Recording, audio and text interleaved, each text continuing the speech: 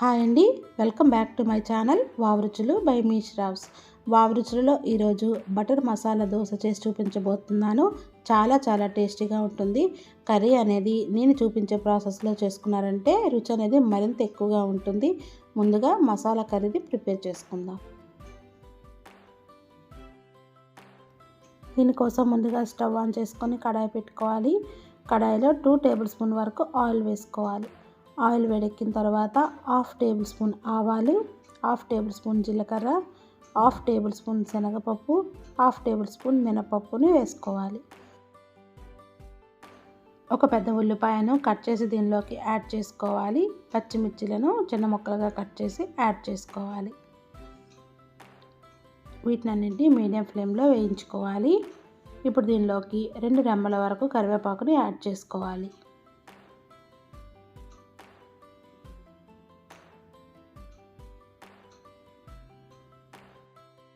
దీనిలోకి అల్లాన్ని చిన్న ముక్కలుగా కట్ చేసి యాడ్ చేసుకోవాలి.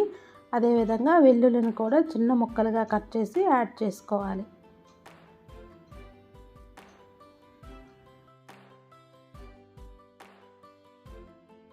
రెండు ఎండుమిర్చిలను తుంచి దీనిలోకి యాడ్ చేసుకోవాలి. చిన్న కప్పుతో పల్లీలను వేయించి పొట్టు తీసి పక్కన పెట్టుకున్నాను. ఆ పొట్టు తీసిన పల్లీలను దీనిలోకి యాడ్ చేసుకుంటున్నాను. పల్లీలను యాడ్ చేసుకున్నాక మరొకసారి బాగా కలుపుకోవాలి.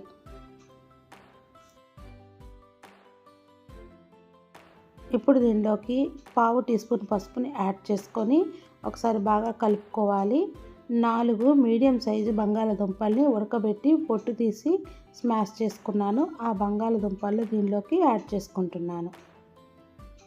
యాడ్ చేసుకున్నాక పల్లీలు, పోపు మొత్తం బంగాళదుంపలు కలిసేలాగా మొత్తాన్ని బాగా కలుపుకోవాలి. కలుపుకున్నాక దీనిలోకి 1/2 టేబుల్ స్పూన్ సాల్ట్ని యాడ్ చేసుకోవాలి. చిన్న కప్పుతో వాటర్ని యాడ్ చేసుకోవాలి.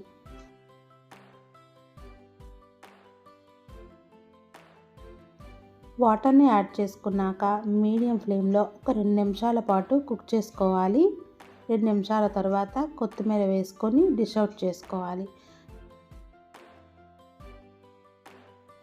దోశలో స్టఫింగ్ కోసం చాలా టేస్టీగా ఉండే మసాలా కర్రీ రెడీ అయిపోయింది. ఇప్పుడు దోశని ప్రిపేర్ చేసుకుందాం.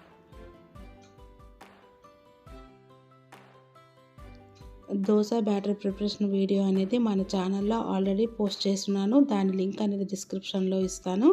ఇప్పుడు నేను డైరెక్ట్గా దోశ అనేది ఎలా వేసుకోవాలో చూపిస్తున్నాను. స్టవ్ ఆన్ చేసుకొని ప్యాన్ పెట్టుకోవాలి. ప్యాన్ వేడెక్కిన తర్వాత కొంచెంగా బ్యాటర్ని తీసుకొని ఇలా ప్యాన్ పైన స్ప్రెడ్ చేసుకుంటూ వేసుకోవాలి. బటర్ దోశ కోసం కొంచెం బటర్ని ఇలా తీసుకొని వీడియోలో చూపిన విధంగా అన్ని వైపులా స్ప్రెడ్ చేసుకోవాలి. నార్మల్ దోశ కన్నా బటర్ దోశ అనేది మరింత రుచిగా ఉంటుంది. ఇప్పుడు మనం ప్రిపేర్ చేసుకున్న మసాలా స్టఫ్ని దీనిలోకి ప్లేస్ చేసుకోవాలి.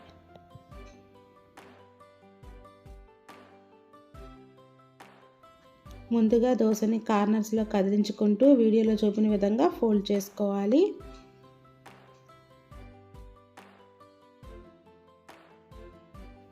ఇదే విధంగా మిగిలిన అన్ని దోశలను కూడా వేసుకోవాలి.